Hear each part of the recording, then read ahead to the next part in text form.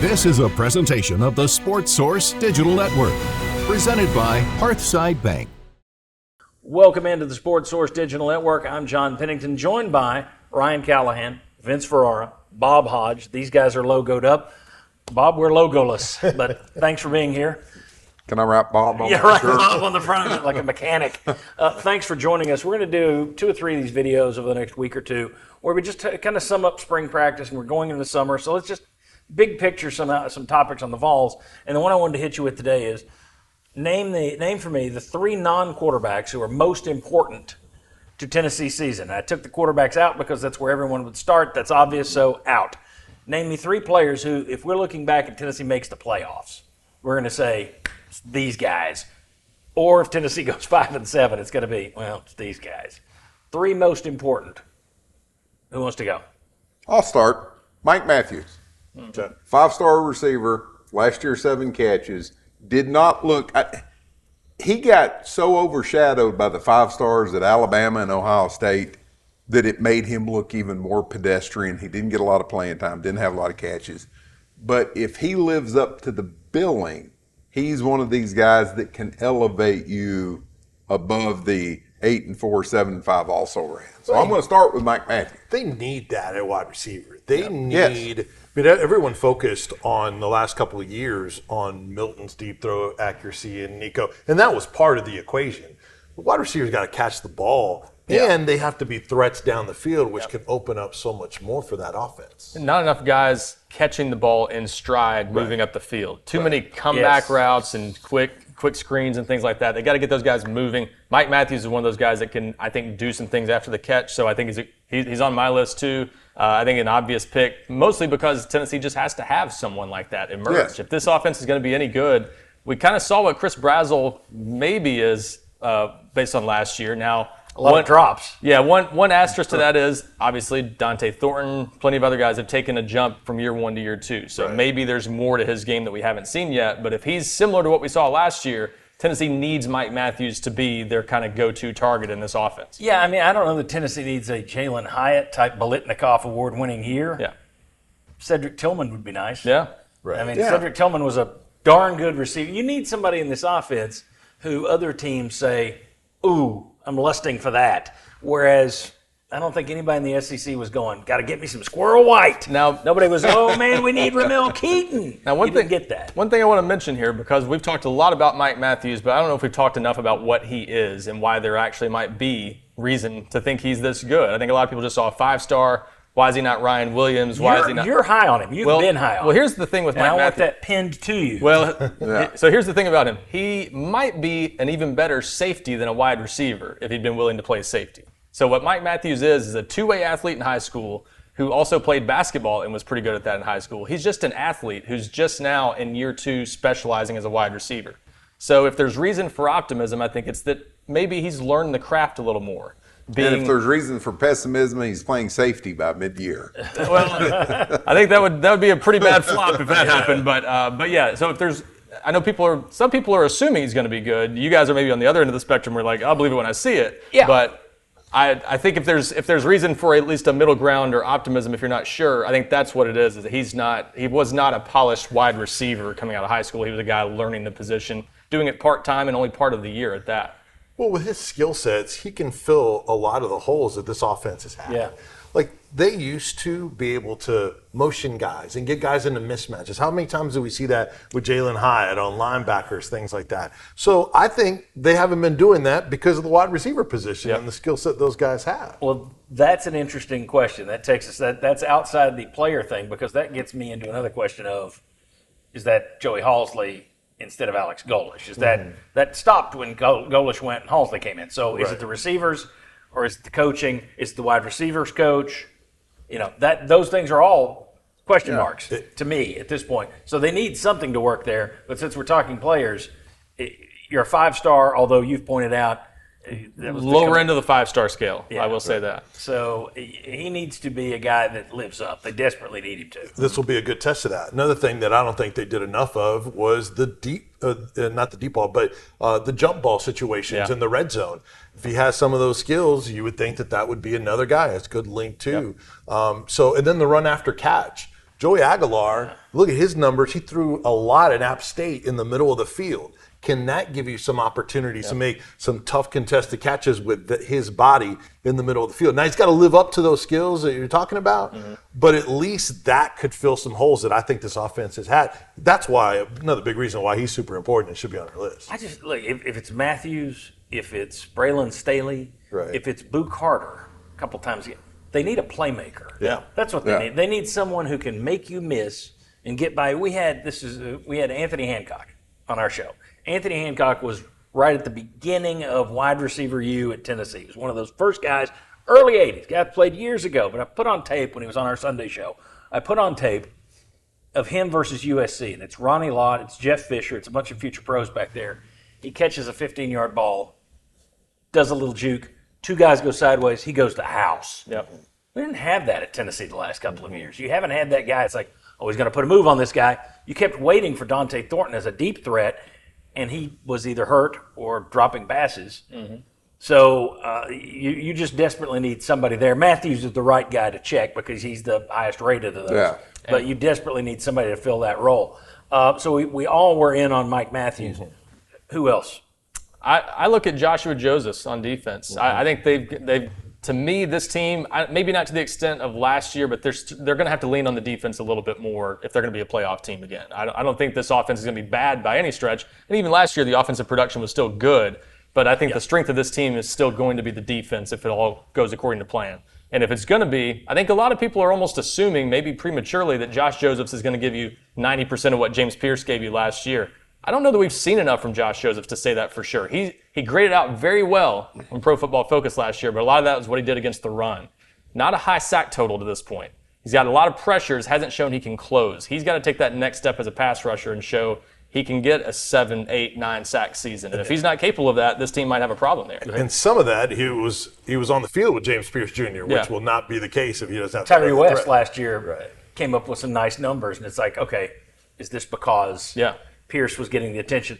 There were people on that team last year who told me that, well, let's watch Pierce because now he's not going to have Tyler Barron on the other side. Right. So it does make a difference when everybody's focused on this guy. Does it help the other guy? I was just going to say, I hope I see more than 90% of what James Pierce was last year. Because James Pierce didn't play a lot of plays. He was out of position a whole heck of a lot. I think that's kind of just the scheme. I don't think anybody's going to play a ton of plays in this defense. Just the way they set it up. I mean, the point is, to me, James Pierce disappeared for long stretches of the season last year. I'm hoping to see more of that. I agree with the pick, but I was never as high on James Pierce Jr. As, say, the Atlanta Falcons were. It's a lot of potential with James. It's you're betting on the skill set, not so much the refinement of his game. And Joseph's is maybe on the flip side, where I think he's got a little more refined game at this point. He's been a little bit better technique-wise at the line of scrimmage. He's shown some burst, but he hasn't shown that closing part, the one that separates the $50 million guys from the $5 million guys in the NFL. Can he take that step and be an 8, 10 sack guy this year? Well, another reason why he's so important is their defensive linemen are not necessarily up the field. I mean, I know they teach that technique and being up the field, but they're not dynamic in terms of rushing the passer inside. You had Omar Norman Lott, who was very much a threat to get after the passer when they play him inside. So if you don't have your interior guys as a threat to get after the quarterback, you better be good off the edge and have a threat. Honestly, they probably need a second guy to elevate and develop too. But I agree that he's the guy that's in the best position to be able to impact them. These guys have thrown one out. Who are you throwing out? I think Lance Hurd. If you're gonna get the most out of the quarterback position, you better have your left tackle be good. And he's another guy. We talked about these guys with potential and ratings. I mean, he has the ratings. He has the body. Early signs are that he is putting in the work to get better. But I think he has to play like fans expected him to be and protect that blind side, because we saw last year how it locked down Nico when he was getting pressure off both ends when neither tackles were playing well. So I think obviously David Sanders is going to be important too, but I think it starts at left tackle. He's got to be great. I think that's the one I would go with because he's also the only one who's coming back as a starter. Right. Everyone else, I mean, there aren't many teams, and Will West was all over this last year with Oklahoma. He said they're not going to be good because they're replacing 4 offensive linemen. I think they struggle because they didn't replace them well, but Okay. it's a fair question. Name for me the teams. You can't say Alabama or Georgia. Yeah. How many teams out there have replaced 4 of their 5 starters on offensive line and had a big year? It's hard to do. It's tough. No, I think it helps Maybe that in the portal it's changing. But I was going to say, it helps you bring in 2 guys that have a combined, 31 starts in Wendell Moy and Sam Pendleton. But yeah, it's hard to do. And the fact that 2 of them are going to be first-time starters, most likely Satterwhite and David Sanders, if I had to guess today, that's a tough task. Lance Hurd was on my list Yep. for the exact reason that you said. And I thought last year he wasn't just disappointing. I thought he was bad. Yeah. There were times when he was just bad. So I don't know how much elevation there is for him. He says it was injury problems. Now, And that may be true. for what it's worth. But I mean, I did not think he moved like an SEC left tackle did last year. So he was on my list, and I would have also bracketed him with Colonel Sanders. Told you that's bad. Because both of your tackles are going to be important. But I would put Hurd at number 1 because he is the returner. let me give you a strange one that probably wouldn't be on anybody else's list, but it ties into David Sanders. Ethan Davis. Without Miles Kitselman, I think when you've got a brand new rookie right tackle, you're going to have to start. And I don't know if Larry Johnson had stayed around. Was Larry Johnson guaranteed to not get on the field? I mean, I think Larry Johnson left for money. I think he probably wanted the clear-cut I'm starting over David Sanders. But if he'd stuck around, I'm not willing to say Sanders would have been in there all year. I think there will be times where he will struggle because he's a rookie starting at tackle. I think that because of that, you're going to need a tight end beside him to help, and you don't have Miles Kitselman now. Well, for how long though? Well, I don't know. He's hoping to be back by the start of the season. I don't know that that's going to happen. That'd be a hell of a return. Yeah. But because he's out right now, I'm putting Ethan Davis in there. One, he's also someone who was a recruit that people thought this could be a special player. Yep. He's supposed to be one of these special players. Okay, be the special player. You're going to have to line up. And where is he not great? Blocking. Yep. So is he going to be a guy that they even ask to sit there? Who's the guy that's going to be beside, if Kitselman isn't back, who's going to be the guy that helps Sanders? Because you're not going to have somebody helping Hurd, you would hope not, or you're really screwed. Yeah. So who's that guy going to be? I just think there's going to be a lot put on Ethan Davis because of the injury to Miles Kitselman. And we'll see if he comes back 100% and he's there for game 1. You know me, believe it when I see it. Yeah. You're more positive and I'm more negative in those kind of things. I'm a little skeptical on that, but that's the hope, and internally they've not ruled that out. So we'll see. But even if he's back by the Georgia game, that's a couple games you got to survive without a guy that you're really counting on as your number 1 tight end. If you run your own business, you learn this right on. Prepare for the worst. Yeah. So when you hear me talk about these kind of things, I'm naturally wired. Prepare for the worst. That doesn't mean the worst is going to be there. It means you're going to be ready. Well, so you better be ready if David Sanders comes out and looks like a freshman. I mean, go back to Darnell Wright. How many of us were saying, man, this guy's going to be a future first-round draft pick? He didn't. Well, he got better as a sophomore, got better as a junior. Last year, he's looking good. So maybe that's what Hurd does. Maybe that's what Sanders does. But I'm anticipating, if you had to tell me what's going to be Sanders' worst year at UT, it'd be this year. It's his first. Yeah. It's just natural. Yesterday on the radio, or the day that we were on the radio, Yeah. I talked about Trey Smith was the last freshman offensive lineman that came in that I thought, that guy looks like he's ready to play in the SEC Tennessee's had. Now, you've had Cooper Mays played as a freshman and did a pretty good job. But at that high level that everybody expects Sanders to be at, Trey Smith's the last one I saw that actually performed that way. It's important you mentioned Darnell Wright. He was always considered raw coming out of high school. Obviously showed that. David Sanders is, like, every offensive lineman's different. Trey Smith looked like a college-ready guy. He was country strong. Yeah. He had the strength to hold up at the SEC level. That's the question about David Sanders, and that's a little bit concerning, I think. He's rated where he is because of his long-term potential. He was 290 pounds less than a year ago, so he's gaining weight. He's adding strength. He's absolutely got the potential, the skill set to do it. But, I think there's reasons to have concerns about that. I like the Ethan Davis pick for different reasons. We talked about the wide receiver. You need playmakers in this offense. And even if he's the number 2 tight end, Holden Stays caught a good number of passes last year. I think there's an opportunity for Ethan Davis to play a big role in the passing game, even if he's the number 2 tight end. Yeah, and if you don't develop that wide receiver position, you're going to split him out. You get him into Yes. some mismatches because he's a really good pass catcher. And then, how often did we talk about the 12 personnel with them? So you got to find a second tight end. Even if Kitselman is there, you got to find a second tight end that can hold his own in blocking. He's got to get better in that area. After that, I mean, there's questions on who would be, because you could end up going to a freshman. Is that Brame at this point? Would that be your who else? Cole Harrison might be the third in Harrison, line. He's a second-year guy, so he would make sense. But Brame is the talented guy that, again, kind of like Ethan Davis, the talent might dictate you get him on the field. He just might not have the blocking side totally down yet. Van Dorselaer, the star of the spring game with the 3 TD receptions as well. Well, and Davis was the star of the spring game a couple of years ago when he first got on campus. And it seems He wowed me, just his athletic ability. I try not to get wowed in spring games, but you looked at him and it's like, oh, he can do special things. Right. It's not just you're in for 100 yards in the spring game. There's something that the athleticism pops. It's like the first time you see Boo Carter. It's like, oh, he's different.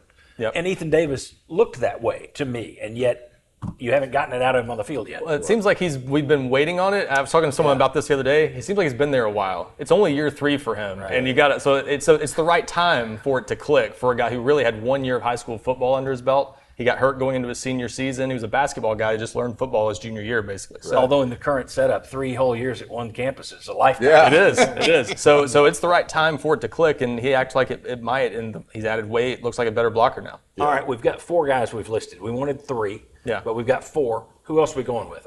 We've gone offense, defense, offense. I've got another one on defense, but I was going to go Jaylen McCoy. Jamad McCoy. Yeah. You've got to get him. There, I am screwing up a name. I do that all the time.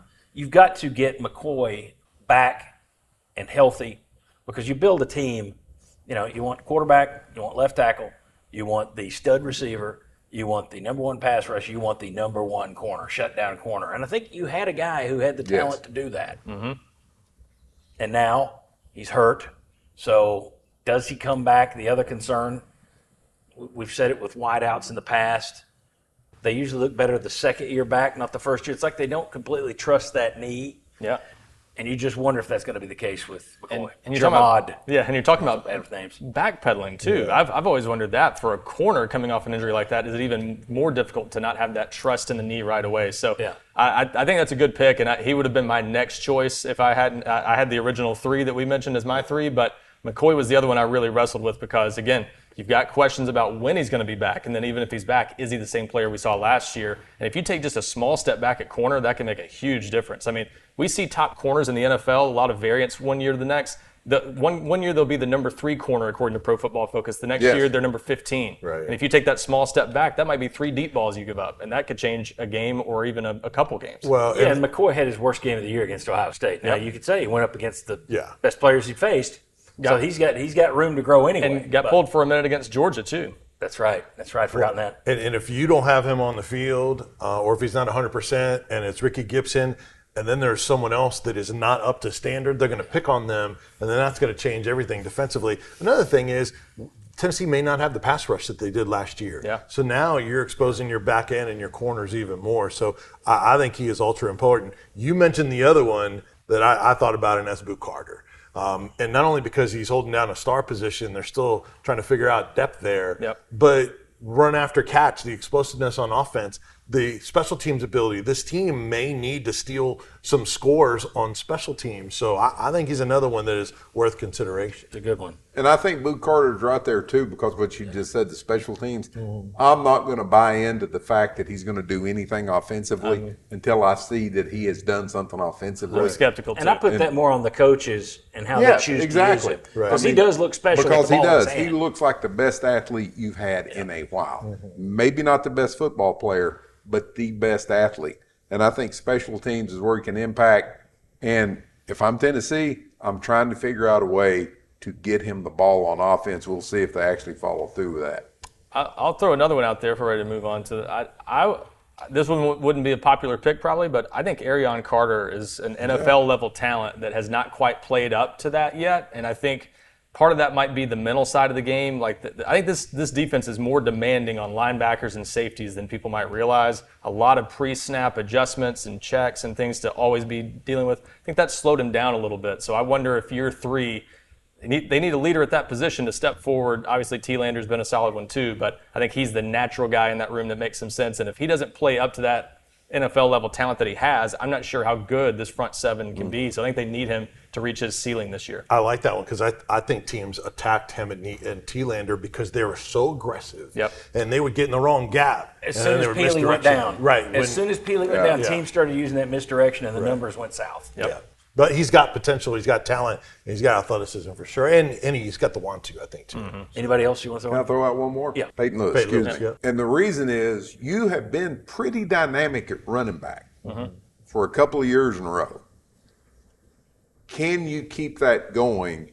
And I thought last year, the fact that you had the SEC Offensive Player of the Year and it wasn't a quarterback and it wasn't a receiver, I think that is what puts you where you were. Yep. And I just wonder, is this going to be the guy, which is not anything against, Deshaun Bishop. Right. But he didn't look special. Whereas you sit there and you look at last year, it was obvious. Okay, special. So do you have a guy back there that can not only run the ball, get between the tackles, get some tough yards, but have the breakaway and get those extra yards? Tennessee's run game has been consistently good under Josh Heupel, regardless of the running backs back there. It's been, 2,500 plus yards each of the first 4 years under Heupel. But that is the question I've wondered. They don't have that home run hitter. They had Jalen Wright. They had Dylan Sampson. Those guys could take 140 plus yards at any given moment. Do they have that this year in Bishop and Peyton Lewis? That's going to be an interesting thing to see. I think those guys will be really effective. I think they'll have plenty of 10, 20, 25-yard runs. But how many will they really take the distance or take 50 plus yards? That's an element this offense might not have as much as in past years. Well, and I thought they lost a little of it last year when Dylan Sampson, he became more of a workhorse back. He carried your team. I mean, it's not a knock, but he wasn't the home run hitter he'd been in the past. Well, he was thicker than he was before, so it slowed him down a little bit. A little bit. So, all right, so we had Mike Matthews, our 3 non-quarterbacks who are most important to UT season. Mike Matthews, we got Matthews, Josephs, Hurd, Davis, McCoy, Carter, and Lewis. Yeah. Boo and Arion. But I think the 3 we agreed on, though, pretty much almost consensus were Matthews, Lance Hurd, and Joshua Josephs. I think were the 3 that the top 3. Yeah, okay. I think we.